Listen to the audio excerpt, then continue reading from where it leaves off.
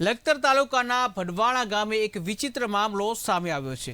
1.5 વર્ષની બાળકી ઘરના આંગણેથી ગુમ થઈ હતી। પરિવારે તેમજ ગ્રામજનોએ બાળકીની શોધખોળ કરી, પરંતુ બાળકી ન મળતા બાળકીના દાદા દાદી ફરિયાદ નોંધાવી હતી। બાળકીની માતા 4 દિવસ પહેલા પોતાના પતિ સાથે ઝઘડો કરી પોતાના પિયર જતી રહી હતી અને બાળકી ગુમ થતા તેની માતા લખતર પોલીસ સ્ટેશન બોલાવી સઘન પૂછપરછ કરવામાં આવી હતી। માતા દ્વારા જણાવેલ કે મારી દીકરી મારી પાસે નથી, તેથી લખતર પોલીસે બાળકી ગુમ થયાની લેખિત અરજી તેમજ ફરિયાદ નોંધી સુરેન્દ્રનગર પોલીસને જાણ કરી હતી।